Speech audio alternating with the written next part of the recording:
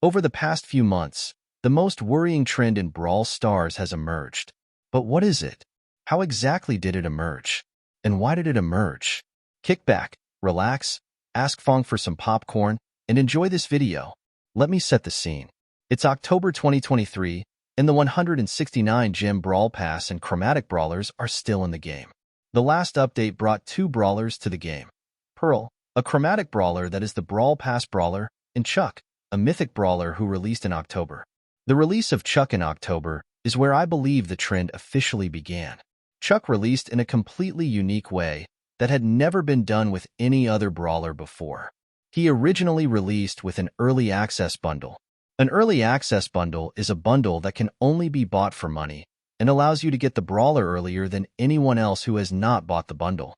Along with this, the bundle gives you multiple resources such as power points and coins, a skin and other cosmetics such as pins. Before his release, Chuck was almost universally loved compared to his counterpart Pearl. Pearl was powerful, but was seen as basic and unoriginal. Chuck, however, was seen a completely unique and extremely fun brawler. And then he released. When Chuck released, he was completely broken on some game modes and maps. He was mediocre in game modes such as Brawl Ball, Knockout, and Bounty, but he was great in Gem Grab and even better in Hot Zone. And then there was Heist. Chuck was literally unstoppable in Heist, and if you wanted to win a Heist game, you needed to have him on your team. If you didn't, your opponents would definitely have him, and they would destroy you.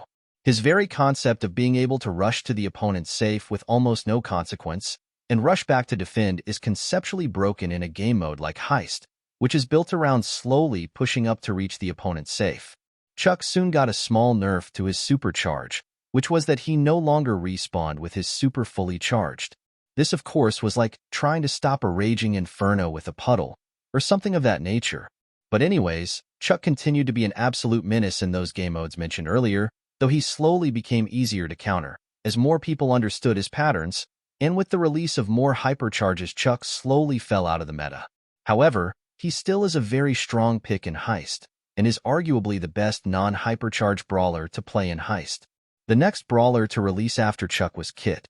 Kit was the second brawler to be released with the early access bundle, and was released with arguably the worst bundle yet, being overpriced and not giving as much resources as the Chuck bundle. But anyways, Kit released and was absolutely broken. First off, let's talk about Kit in everyone's least favorite game mode, Showdown. On release, Kit is arguably the greatest ever Showdown brawler. He had an insane gadget that let him basically use Leon's super while charging up his own super incredibly quickly. He also had a bug that allowed him to scale up super recharge in relation to power cubes, which literally allowed him to have an infinite super with enough power cubes. Just to make matters worse, back then, he was invincible when he was supered on an enemy, and also recharged his super while on top of an enemy, which basically meant that he would have an infinite super, as well as being unkillable. All of these factors combined to make Kit probably the most toxic and broken brawler that Showdown has ever seen. Of course, Kit wasn't bad in 3v3 game modes, and there was a bug where Kit had his super fully charged when he was knocked off of an ally, which basically meant that he had an infinite super if he had teammates who were alive. Overall, Kit was released as one of the most overpowered, buggy, and broken brawlers in the game, leading him to become arguably the most hated brawler in the game. A few weeks later, Supercell finally fixed his bugs and nerfed him to the ground, causing him to go from the very top of the S tier, all the way to the bottom of the F tier. This gigantic drop shows the Kit wasn't balanced before the nerfs, and he wasn't balanced after the nerfs. Interesting. But let's move on to the next brawler to release, and see if this trend of broken brawlers releasing with an early access bundle continues. The next brawler to release was Larry and Lori. Those words alone would suffice, but I'll still give an overview about the force of nature that was on release Larry and Lori. On release, they were completely broken. Imagine a brawler that could be viable, no not viable, but S tier, on every single map, every single mode, and you had Larry and Lori. Every single game, at every trophy range would have a minimum of 2 Larrys, but it was more likely that you would see 3, 4, or even 5 Larrys in a game. If your team didn't have a Larry and Lori, then you would automatically lose before the game even started, and vice versa. This was how strong release Larry was, where everyone was playing him, and if you weren't playing him, you would automatically lose. Not very balanced at all. In fact, it took 3 major nerfs to balance Larry, and even now, he is one of the best throwers despite not having a hypercharge. One OP brawler released with an early access bundle is one thing, but 3 in a row? This is surely not a coincidence. But let's see what the next brawler released. The next brawler to be released was Angelo. Angelo, as with the brawlers that came before him, was released with an early access bundle. On release, Angelo was already the best brawler, or at least an S-tier brawler. He dealt incredible damage and had a lot of range. But most importantly, he had a super that allowed him to deal absolutely ridiculous damage, making it so that if you were hit by a fully charged Angelo with his super, you would die if you weren't a tank. I haven't even mentioned the most powerful aspect of Angelo. What is that aspect, you ask? His very fast movement speed. As of now, Angelo is the only marksman to have a very fast movement speed. Like with Chuck in Heist, the very concept of a marksman with very fast movement speed is broken. The natural weakness of marksmen are brawlers that are fast and are able to dodge the shots of the marksman and move up the map in order to eliminate the marksman at a closer range. Angelo breaks this fundamental concept, being able to outspeed multiple close-range brawlers, while also having long range. All of these factors combine to make Angelo a very powerful brawler, becoming the 4th overpowered brawler in a row. However, it does require some skill to play Angelo well, so he isn't as overpowered as the completely no-skill beasts that were Larry and Kit. The next brawler to be released was Melody. On release, Melody was similar to Chuck in that she was absolutely broken in several game modes, but alright in others. She was great in gem grab, because she was an incredible gem carrier with her ability to dash away from all enemies. In Brawl Ball, if the path to the goal was left unattended, Melody could easily dash twice with the ball, and then super it into the goal for a quick and easy goal. And this was especially overpowered in the map Goalkeeper's Dream, where if the Melody had good teammates, she would be able to score at will and end the game within a minute. And there was Heist. Like Chuck, Melody is able to move across the entire Heist map in a short amount of time, which, as I said earlier, is conceptually broken in the game mode of Heist. But anyway, not only could Melody travel across the entire map in mere moments, but her notes could deal insane amounts of damage and shred the safe, leading her to becoming a must-ban in Heist. While Melody on release wasn't as overpowered as release Kit and release Larry and Lori, she was still powerful enough to be considered as the best brawler in the game for a solid while. The fact that she was the best brawler in the game at one point, yet was considered nowhere near as powerful as pre-nerf Kit or Larry and Lori speaks volumes. But that's enough about Melody. Let's move on to the next completely balanced brawler. The next brawler to be released was Lily. Funnily enough, Lily was pretty balanced on release and even could be considered underpowered. Overall, the general consensus was that Lily wasn't bad, but there was just better options like Fong. Her somewhat slow reload speed and only one ammo slot prevented her from being a viable option in competitive. However, this was a good sign for Brawl Stars, as it broke the trend of 5 straight overpowered brawlers who released with an early access bundle, meaning that there was some hope that Supercell would start releasing brawlers in a more balanced state as they did with Lily. The next brawler to release was Draco. Before release, Draco was so weak that he needed to be buffed. And what a buff he got! On release, Draco was at least a solid A-tier brawler, if not a low S-tier brawler. His regular form and tipper mechanic were nothing special, but once he charged his super he was another beast entirely. He had an attack similar to Amber's, and basically had infinite ammo, being able to destroy any brawler that got within his attack radius.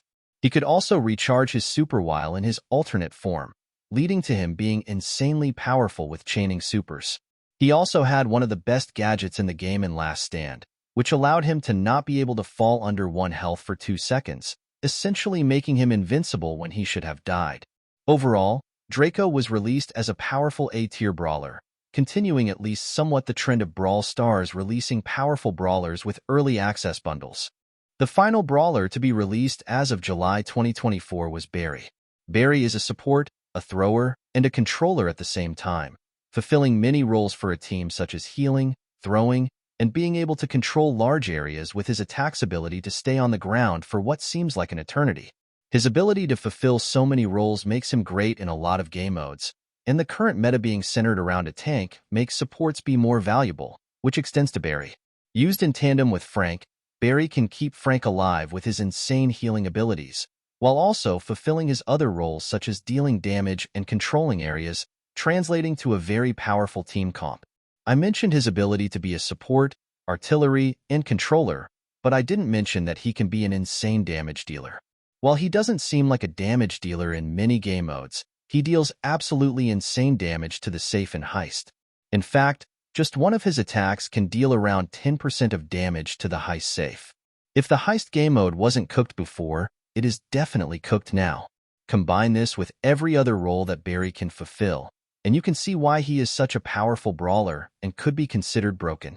This isn't even mentioning Barry's super, which can control large areas of the map, while giving extra mobility to Barry, allowing him to do something like get closer to heist safe, or run away from a jumping Edgar, removing one of his biggest weaknesses. And finally, I am done with the history of this trend of broken brawlers releasing with early access bundles. Now, I want to talk about why Supercell has begun this trend. The first and most obvious answer to this trend is money. People are more likely to pay for the early access bundle if the brawler is an extremely good one, to the point where the brawler could even be broken. Due to this, if Supercell release an extremely powerful brawler with the early access bundle, more people are more likely to buy it, leading to more revenue for Supercell. This is to a lesser extent, but if the new brawler is broken, some people who are not willing to buy the early access bundle will still buy the Brawl Pass in order to get extra credits to unlock the new brawler, while getting a myriad of other rewards to make it seem worthwhile. While this isn't as big of a reason, it's still extra revenue for Supercell. Another possible reason is that brawlers who are released as very powerful are less likely to be forgotten by the community. Take Willow for instance. Willow was released as a brawler with arguably the most unique super in the game. Yet she is one of the least played brawlers in the game. Why? She was released in a mediocre state and was a mediocre B or even C-tier brawler. To add on to this, she hasn't received any major balance changes to rectify her place in mediocrity, so she stays forgotten, with multiple better options such as Larry and Lori, Barry, and even Barley. One final, and least likely reason that Brawl Stars keeps releasing overpowered brawlers is to keep people talking about the game. Bear in mind that this is probably not true, so take everything that I say here with a grain of salt. But anyways, there is a small possibility that Brawl Stars keeps releasing new overpowered brawlers to keep people talking about the game. Even though the discussions are likely negative, the old adage comes into play. Any attention is good attention, and as long as people keep talking about the game and actively complain about it, Brawl Stars will still be getting attention. However, I think this is very unlikely, and if it were true, it would be a very risky play by Supercell, and would likely have more of a chance to hurt them instead of help them. Now, I want to talk about some potential scenarios that could happen. The first scenario will be if Brawl Stars continues this system, and ramps up the brokenness of the brawlers released with early access bundles. The first brawler to be released would be in a state similar to that of Kit or Larry and Lori, which means that they will be completely broken and easily the best brawler in the game, or make some game modes completely unplayable. For a few weeks, the brawler would terrorize the meta, leading to many angry people complaining about the brokenness of the brawler. Eventually, the brawler would get severe balance changes in a few weeks, leading to the brawler either still be broken because the balance changes weren't enough, or the brawler getting nerfed into the ground. There would be an almost immediate impact to the player base for this scenario. People would be annoyed at having to face yet another broken brawler, and not be able to play entire game modes due to the brokenness of that brawler. With this in mind, people would start to leave the game, as they no longer find fun in having to face the same overpowered brawler again and again. The losses may be minimal at the start, with people still holding out hope for better brawler releases, and there may be a few good updates and events that keep people playing the game. However, after around 5 to 6 months of receiving broken brawler after broken brawler, people will start to leave the game in masses. With every new brawler poisoning the competitive environment, while also being locked behind a paywall, people will lose motivation for playing the game, and will cause a mass exodus out of the game. Within a few months after this, Brawl Stars will be a basically dead game. Of course, this is the least likely of our 3 scenarios. It is rare to see a game not change its ways after seeing extremely negative growth, and even if Supercell did release a few broken brawlers in a row, they would see the negative feedback from the community and a loss in player base, and they would immediately try to remedy the situation with the next brawler release. However, I put this scenario in this video to demonstrate that if this trend continues, Brawl Stars as we know it may end, and the game may die. Now, let's move on to the second scenario. In the second scenario, Brawl Stars continues their system of releasing very powerful brawlers who are on the verge of being broken. These brawlers would be comfortably in the A tier, or even S tier, being staple picks in competitive modes. Some current examples would be brawlers like Melody, Draco, Angelo, and most recently Barry. For the first few months, there would be an imperceptible change in the player base. This is subject to change with how the other updates would be. So if there are very good updates and events, there may be a boost in player base, but if there are very bad updates and events, there may be a dip in the player base. Anyways, after a few months, with the trend of very powerful brawlers being released with the early access bundle month after month, players will start to get frustrated with overpowered brawler after overpowered brawler being released every update. The game won't become unplayable, but the people will become frustrated at having to face a new overpowered brawler every single update, and the play rates will start to slowly fall off. Overall, this scenario won't see a huge drop in the player base, but it will have an overall negative impact on the player base. Players will eventually grow tired of seeing overpowered brawlers being continually added to the game, and even nerfs after a few weeks will not remedy the situation. This is a somewhat likely outcome, as it is basically what is currently happening. However, once the player base starts to get frustrated at the constant overpowered brawlers and starts to leave the game, the dev team will likely right the course and stop releasing overpowered brawlers. Now, let's move on to the final scenario. The final scenario is Brawl Stars no longer releasing overpowered brawlers and releasing brawlers like Lily, who are inherently mediocre and could even be considered underpowered. In this scenario, the player base would likely stay the same size and would only fluctuate with changes in other updates and events. Overall, this would have a mostly neutral effect on the player base, but it might have a negative effect on the Supercell revenue, as less people would be likely to buy the early access bundle due to the brawlers not being very powerful. Now that we've looked at the three scenarios, the question becomes, so how should Brawl Stars fix this? By looking at these scenarios, it becomes clear that Brawl Stars needs to have an optimal balance between revenue and player base. To achieve this, Brawl Stars should first focus on the main issue. What is that issue, you ask? Well, if you have gotten this far into the video, then you really shouldn't be asking that question. What have you been doing this entire time? Anyways, the issue is the op brawlers releasing one after the other with the early access bundle. The first fix we shall do is to stop releasing overpowered brawlers. Simple, I know, but this is just the beginning. We can't release brawlers at the level of Doug, or in other words, F or D tier. So the brawlers have to be somewhat powerful. The perfect sweet spot might be a brawler like Willow, was released in a pretty solid state, in the middle or lower B tier, or at the lowest high C tier. The only problem with this is that Willow ended up being forgotten, and has one of the lowest play rates these days. However, it can definitely be argued that Willow is in a pretty good state right now, and has a niche spot in her ability to counter hypercharged brawlers as well, and the release of her hypercharge might boost her spot in the meta. Now that we got how powerful the brawler should be out of the way, let's talk about the bundle itself. To compensate for the loss in brawler power, the bundle itself should be buffed. There are multiple ways to go about this. First of all, we need to get rid of the whole daily reward system. If players can spend enough to get an early access bundle, then that means they care a lot about the game. So there is no reason to have a daily reward, as they will likely be logging in every day anyway. Secondly, we need to make the rewards in the bundle better to make the offer more enticing and worth buying. There are multiple ideas I have for this. The first idea is to increase the amount of coins that is given in the bundle. Coins is inarguably the most valuable and the hardest to get resource in the game right now. This will immediately make the offer more enticing for people, and may even make the offer more popular than it was with just the overpowered brawlers. I believe that this suggestion should be implemented in tandem with either of the next two suggestions I should make, as I believe this is the most important of the three.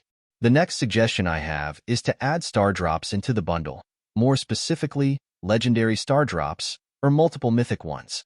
While I agree that it isn't a great practice to be holding star drops behind a paywall like the skin bundles for Carnival Piper and Thief Edgar, I think that it might be useful in this scenario. This would add on to the large amount of coins you would be getting and would serve as an extra bonus reward to purchasing the bundle. Besides, many people crave the randomness of star drops, so it would benefit Supercell as well by enticing more people to buy it. My final suggestion would be to release these new brawlers with their hypercharges. This would be similar to the early system of hypercharges, in which the Brawl Pass brawler would also get their hypercharge on their release. The hypercharges can be announced on the Brawl Talk, and then be released alongside the brawler once the brawler is released. As for the early access bundle, the hypercharge should be given away for free alongside the brawler. We can already get hypercharges before maxing out the brawler who you got the hypercharge for, so this should be possible from Supercell. This would give a free 5,000 coins in progression, while also enticing more people to play and max out the brawler, also making the brawler viable, moving them from what could be the low B tier to the high B tier or low A tier. In conclusion, the most worrying trend in Brawl Stars is the trend of overpowered brawlers being released alongside early access bundles. If left unchecked, this trend could threaten to kill off the player base of Brawl Stars and ruin the game we love.